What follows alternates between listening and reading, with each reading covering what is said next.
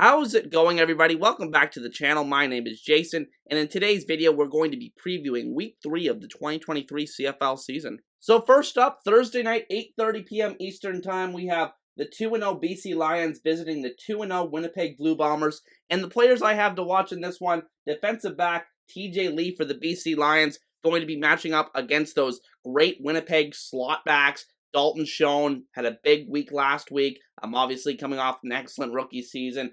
TJ Lee, one of the best defensive backs in the entire league at that halfback position. So I'm interested to see if they can even slow them down. I think that would be very crucial towards BC securing a victory in this one.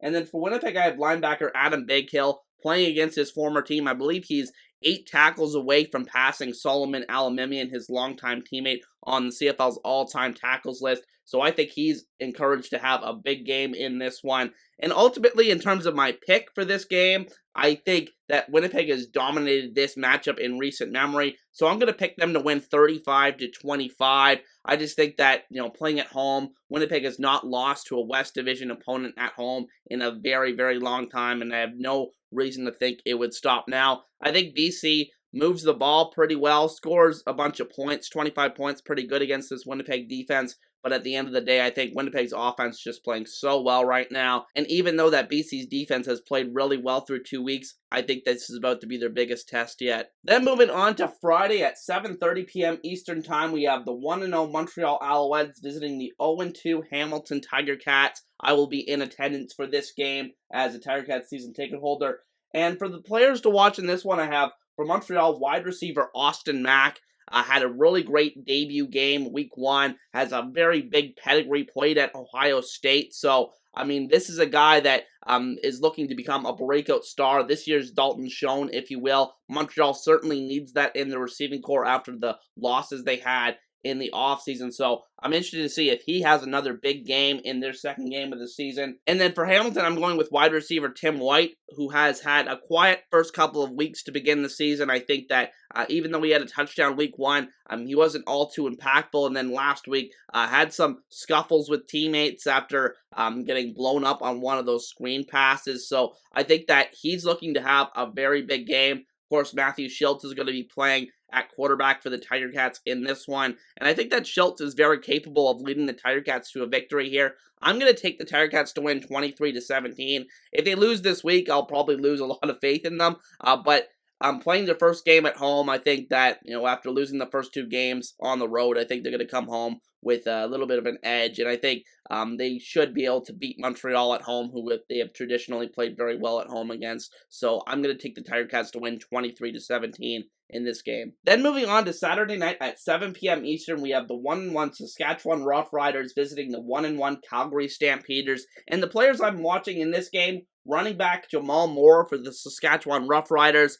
They passed the ball very well last week, Saskatchewan did, but they haven't really got that ground game going very well so far through 2 weeks. I'm looking forward to seeing if they can do that against Calgary's front this game. I think that Calgary's shown a little bit of weakness in terms of allowing teams to establish the running game. So I'm going to take Jamal Morrow for my player to watch for Saskatchewan. And then for Calgary, I'm going with defensive tackle Mike Rose, who has been quiet through 2 weeks, who I think is the best interior defensive lineman in the CFL, but I think that he usually plays his best against Calgary, and I'm expecting him to, get a big play, get a lot of pressure on the Saskatchewan offensive line that has, still some holes in it after their additions this offseason. So those are my players to watch in this game for Saskatchewan and Calgary. And ultimately in this game was really hard to pick, probably the hardest game to pick of the entire week. I wouldn't feel comfortable betting this game if I was a bettor, but ultimately I'm going to go with Calgary to win this game 27-24,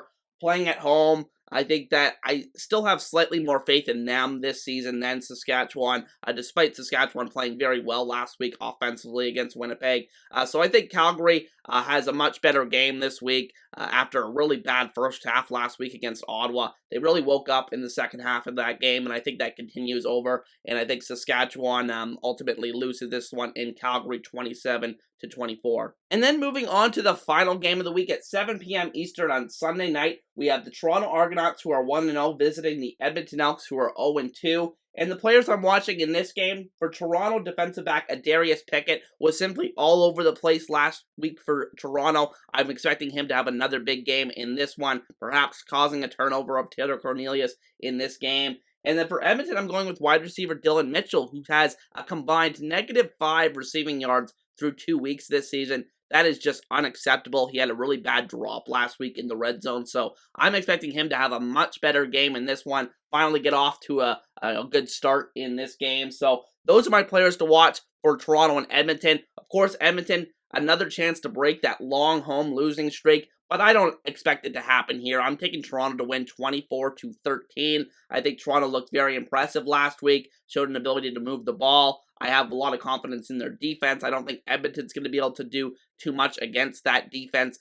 even at home. So at the end of the day, I'm going to go with Toronto to win this game 24-13. But with that said, that is just the preview for Week 3 of the 2023 CFL season. Be sure to let me know your picks down below. And with that said, I hope you guys have a great day, and I'll see you guys next time.